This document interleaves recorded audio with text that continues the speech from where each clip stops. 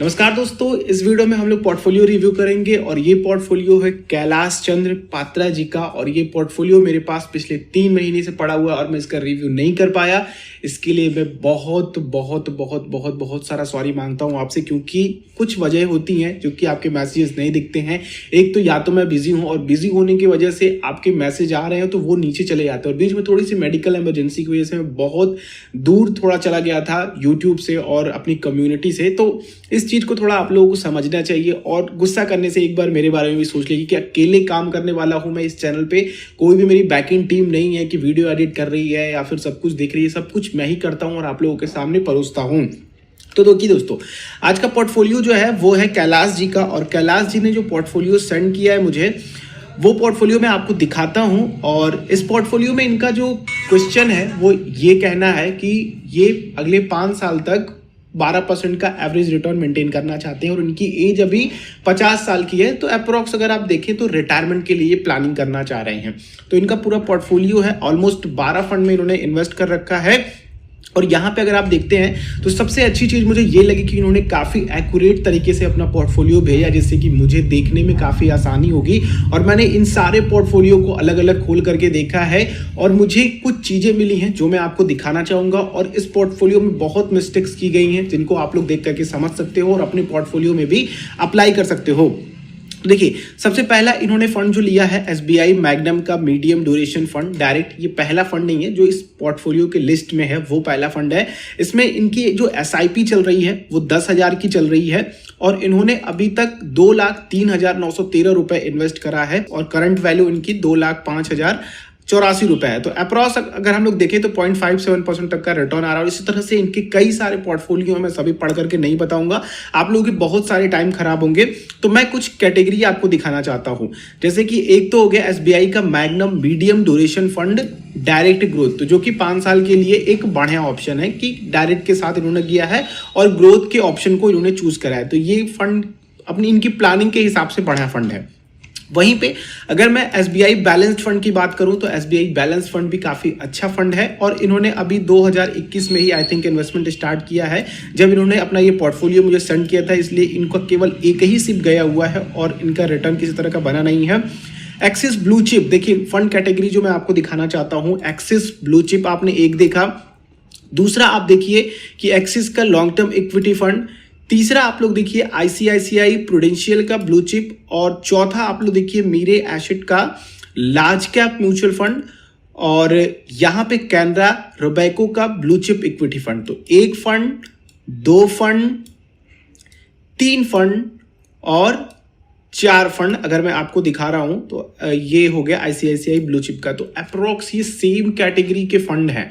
अगर आप इनके पोर्टफोलियो को निकाल करके देखते हो ना तो इनमें सेम इक्विटी आप लोगों को देखें, भले ही एक्सपोजर ऊपर नीचे आपको देखने को मिलेगा। और यहां पे गलती यही सबसे बड़ी इस पोर्टफोलियो की हुई। अगर ये पोर्टफोलियो एक ही फंड में होता, जैसे कि इन्होंने 2019 से एक्सिस लॉन्ग टर्म में इन्वेस्टमेंट अपना स्टार्ट करा था 1/11/2019 से, और एक्सिस ब्लू चिप को अगर आप लोग देखते हैं तो 7/5/2019 में।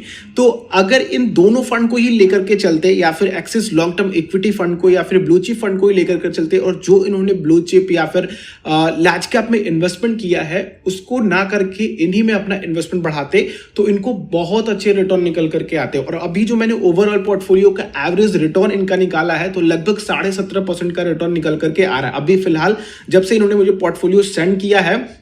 और 12% का ये रिटर्न चाहते हैं। तो उस हिसाब से देखा जाए तो पोर्टफोलियो अच्छा मैनेज किया है इन्होंने, 17% तक का रिटर्न निकला है और इनको मार्केट जो डाउन गया था उसका फायदा मिला है। इसलिए सभी के पोर्टफोलियो, इवन आपके भी पोर्टफोलियो काफी अच्छे रिटर्न दिखा रहे होंगे। ठीक है, अगर नहीं दिखा रहे तो आपकी पोर्टफोलियो बहुत बड़ी गलतियां हुई है और आपने बहुत ज्यादा कह लीजिए कि भेड़ चाल में चल करके इन्वेस्ट किया, इसीलिए आप लोगों का इस समय में भी आपका पोर्टफोलियो नेगेटिव दिखा रहा है। तो इनका ये जो फंड है ना, मैं कहूंगा कि अगर ये कर सकते हैं तो किसी एक ब्लू चिप या फिर किसी एक लॉन्ग टर्म इक्विटी फंड में इन्वेस्ट करें, या फिर कह लीजिए कि मैं कहूंगा कि एक्सिस वाले को ही लेकर के चल सकते हैं और बाकी को स्टॉप कर सकते हैं। This is just a suggestion, ना ही मैं आपको कह रहा हूं कि आप कर ही डालो, ये आपके ऊपर है, ये आप अपने रिस्क पे इन्वेस्ट करो। बट पोर्टफोलियो के अकॉर्डिंग मैं आप लोगों को सजेस्ट कर रहा हूं। और अगर आप दूसरा देखो, दूसरी कैटेगरी है इनकी फ्लेक्सी कैप की। देखो तो आईसीआईसीआई का फ्लेक्सी कैप इन्होंने ले रखा है और भी ऊपर भी फ्लेक्सी कैप थे इनके। हाँ, ये रहा मोतीलाल ओसवाल का फ्लेक्सी कैप ले रखा है और पीपीएस का फ्लेक्सी कैप ले रखा है। अगेन इन्होंने पोर्टफोलियो को ओवरलैप किया है और अगर मैं कहूँ तो फ्लेक्सी कैप आप लोग एक दो रख सकते हो, लेकिन कोई मतलब नहीं है। बट फ्लेक्सी कैप में अगर मैं उनको सजेस्ट करूं तो ऑब्वियसली ये मोतीलाल ओसवाल के साथ रह सकते थे और इसी में अपना इन्वेस्टमेंट बढ़ा सकते थे। और इन्होंने मिड कैप में भी किया है जो कि काफी अच्छा है और फंड काफी अच्छा है एक्सिस मिड कैप का, मैंने भी होल्ड कर रखा है और मेरी भी एसआईपी इसमें जाती है। तो ओवरऑल अगर आप लोग देखते हैं पोर्टफोलियो को तो पोर्टफोलियो पूरी तरीके से इक्विटी बेस्ड है। अगर मार्केट गिरा तो इनके पोर्टफोलियो पे बहुत ज्यादा इफेक्ट पड़ने वाला है। तो मैं कहूंगा कि कुछ एसआईपी को स्टॉप करके जो आपके पोर्टफोलियो ओवरलैप कर रहे हैं उनको स्टॉप करके आप क्या कर सकते हो कि कुछ डेट फंड में अपना इन्वेस्टमेंट स्टार्ट कर सकते हो जो आप लोगों को डिसेंट रिटर्न निकाल करके दे, जो कि 7 से 8%, 6 से 8% तक के बीच का। इससे आपका पोर्टफोलियो क्या होगा ना कि अगर मार्केट डाउनफॉल भी जाता है, क्योंकि आपका काफी नजदीक है, 5 साल में कभी भी मार्केट फॉल आ सकता है या फिर बहुत अच्छे रिटर्न में निकल करके आ सकते हैं, लेकिन हम आगे की फ्यूचर को नहीं जानते कि क्या होगा क्या नहीं। प्रिडिक्शन तो यही कहता है कि मार्केट काफी अच्छा है और फ्यूचर में भी हमें आने वाले 5 से 10 साल में हमारा मार्केट जो है इंडियन शेयर मार्केट वो काफी अलग लेवल पे जाएगा।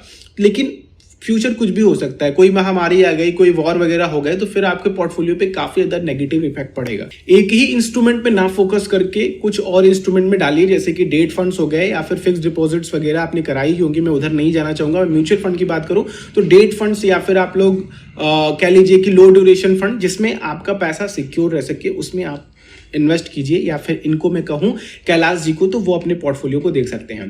तो ओवरऑल पोर्टफोलियो मैंने आप लोगों को बता दिया कि क्या मिस्टेक्स हैं, आप लोगों को कुछ सीखने और समझने को भी मिला होगा कि क्या इसमें कर सकते हैं आप लोग। बाकी कोई क्वेश्चन हो या फिर आप लोग कोई पोर्टफोलियो हो रिव्यू चाहते हैं आप लोग तो मुझे व्हाट्सएप पे भेज सकते हैं। अगर मैसेज का रिप्लाई नहीं आ रहा है तो थोड़ा पेशेंस रखिएगा, मैं जरूर आप लोगों के मैसेज का रिप्लाई करूंगा। अगर नहीं आ रहा है तो दोबारा मैसेज करने में हिचकिचाइए नहीं, ठीक है। ये वीडियो अच्छी लगी तो लाइक कीजिए, दूसरों के साथ शेयर कीजिए। चैनल पे अगर आप लोग नए हैं तो सब्सक्राइब करके बेल आइकन क्लिक कीजिए, आने वाली हर एक वीडियोस की नोटिफिकेशन आप लोगों तक आ सकेंगी। हम लोग नेक्स्ट वीडियो में मिलते हैं, तब तक के लिए आप लोगों का दिन शुभ हो।